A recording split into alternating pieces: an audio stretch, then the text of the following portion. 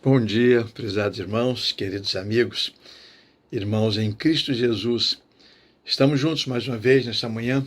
Sejam bem-vindos, que Deus possa abençoar grandemente a sua vida hoje, ok? Vamos juntos. Hoje eu quero trazer para vocês uma parte do Salmo 16. Eu gosto muito desse salmo. Eu gosto de recitar esse salmo, né? Fiz um exercício muito grande para decorar a maior parte desse salmo. Gosto muito, né? Guarda-me, ó Deus, porque em ti confio. Ele começa assim, né? Começa assim. Quando chega no versículo 4, ele diz assim: aqueles que correm atrás de outros deuses trazem muito sofrimento para si.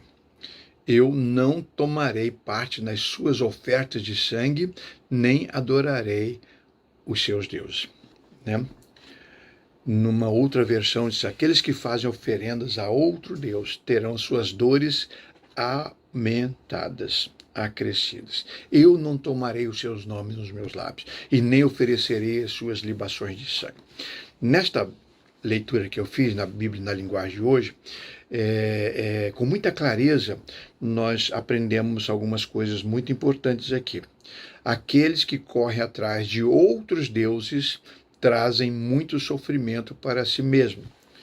As pessoas que creem em outros deuses, que adoram ídolos e adoram outras, né, entidades que se curvam diante de imagens de esculturas, estão desobedecendo a Deus, estão adorando deuses feitos pelas mãos dos homens. Então diz o texto que aqueles que correm atrás de outros deuses estão correndo atrás da morte, estão correndo atrás do sofrimento prolongado, aumentado, porque quem serve a outros deuses não serve ao verdadeiro Deus. Quem não crê no verdadeiro Deus não tem a companhia do verdadeiro Deus, não pode ser abençoado. Está se perdendo cada vez mais. Então, aqueles que correm atrás de outros deuses trazem sofrimento redobrado para si mesmo. O salmista, lá no Salmo 115, no versículo 5, ele fala o porquê que é arriscado, por que é arriscado andar atrás de outros deuses. Por quê? Ele diz lá: tem boca, mas não falam, pés, mas não andam. Então ele vai com muita clareza. Ele está dizendo: os ídolos criados pelos homens, as imagens de esculturas adoradas pelas pessoas, elas têm boca, mas elas não falam. Elas não falam, são mudas. Têm olhos, mas não veem. Inclusive, os construtores, os fabricantes de imagens, né, tentam aproximar as suas imagens das pessoas que eles querem representar e decidem, né, barba, olho azul, olho preto, cabelo longo, cabelo cortado, né, mantos, e eles decidem o seu bel prazer. São eles que decidiram isso. Foram eles que decidiram assim. Então, tem boca, mas não falam, tem olhos, mas não veem, ouvidos, mas não ouvem. Eles não podem ouvir as nossas orações. Uma pessoa pode ficar diante de um ídolo, diante de uma imagem, diante de um deus pagão, e um dia, 2 dias, falando, não vai adiantar nada, só vai se cansar, porque tem olhos, mas não veem, ouvidos, mas não ouvem. Aí ele diz: narizes têm, mas não cheiram. Não cheiram. Eles não têm nenhum dos sentidos que nós temos, que os seres humanos têm. Tem mãos, mas não apalpam. Tem mãos, mas essas mãos não servem de nada. Elas não seguram, elas não abençoam. Depois tem pés, mas não andam.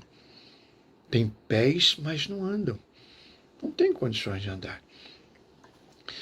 Quando eu morava na cidade de São Fidélis, cidadezinha do Rio de Janeiro, bela cidade, pastoreava a primeira igreja batista da cidade, centenária igreja, uma bênção, uma bênção, uma bênção.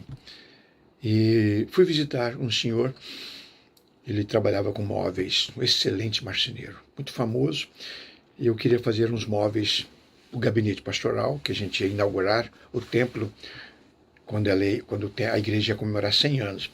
E eu fui lá, né, para encomendar os móveis, Ele me recebeu muito bem. O senhor já é idoso, e eu notei, num canto lá, muitas imagens de esculturas feitas de madeira e talhadas de madeira, mas colocadas de um lado. E eu perguntei para ele o né? E ele disse: não, antigamente eu fabricava santos. Eu era santeiro e as pessoas vinham, os padres vinham e me encomendavam, e eu fabricava esses santos. E esses foram santos que a madeira rachou e deu um defeito e não ficou do jeito que eu queria, então eu fui refugando e estão aí. E um dia eu preciso descartar isso aí, mas estão aí. Aí eu falei assim: o senhor continua fabricando? Eu disse: não, eu decidi não fabricá-los mais. Por quê? Perguntei a ele. Ele disse: aconteceu o seguinte, um padre de uma cidade vizinha, não era o padre de São Fidélis, também não vou dizer o nome da cidade, me procurou. Ia ter lá o aniversário lá da cidade, o padroeiro deles lá, e ele me encomendou uma imagem nova. Ele queria inaugurar uma imagem nova, levar para consagrar lá no dia do padroeiro. E eu trabalhei, né? E o que aconteceu? Aconteceu uma tragédia, tá? Muito difícil, e eu fui fazendo, eu sou muito criterioso, eu fui fazendo, esculpindo, e no dia que eu precisava do repasse final para lustrar e entregar, ele veio buscar a imagem e chegou aqui. O que aconteceu? A madeira, apareceu uma rachadura no nariz, assim, atravessada assim no rosto, e eu não podia entregar aquela imagem. Passar cera ali, depois a cera ia derreter, e eu não podia entregar aquela imagem. E eu fiquei muito triste. E ele veio buscar, e eu falei para ele da minha decepção. Não cumpri o meu compromisso, fiquei muito decepcionado. E o padre foi lá e falou assim: olha, pega uma dessas imagens aí, essa aí mais ou menos do mesmo tamanho, e dá uma limpeza nela e eu vou levar. E eu disse para ele: mas padre, essas imagens não é a imagem do santo tal. E ele disse: não faz a menor diferença. Não faz a menor diferença. Qualquer um serve. A gente chega lá, bota a coroa, bota a roupa, bota o cajado na mão dele e arruma tudo direitinho, ninguém vai saber. Ninguém vai saber. Não faz a menor diferença. Então ele disse que a partir daquele dia, já que não fazia a menor diferença entre uma imagem e outra, ele decidiu nunca mais confeccionar imagens de santos. Nunca mais. Nunca mais. Essa foi a experiência daquele homem. É a sua experiência? Está lá na Bíblia. Está lá na Bíblia. Né? Tem boca, mas não falam, narizes tem, mas não cheiram, olhos, mas não veem, mãos, mas não apalpam, tornem-se semelhantes a eles que os fazem e os temem. E agora o salmista: aqueles que correm atrás de outros deuses trazem muito sofrimento para si mesmos. Sabe por quê? Porque eles não podem te abençoar, eles não podem te ouvir, eles não podem representar Deus para você. Só Cristo Jesus é o mediador entre Deus e os homens. Você precisa crer em Cristo Jesus, entregar a sua vida a Cristo Jesus, clamar por misericórdia e confessar a Ele. E Ele passará a habitar no seu coração. Não vai ser alguém que você possa ver, mas é alguém que você possa crer, confiar e ter como habitante no seu coração, e fará uma tremenda diferença. As dores serão aumentadas àqueles que fazem oferendas a outro Deus, mas Cristo traz vida e libertação e cura e perdão e vida eterna e verdadeiro gozo espiritual. Creia nisso. Querido Pai, louvado seja o teu nome. Só o Senhor é Deus. E somente com o Senhor eu quero conversar, lidar, porque o Senhor me ouve, o Senhor me vê, o Senhor me abraçou em Cristo Jesus.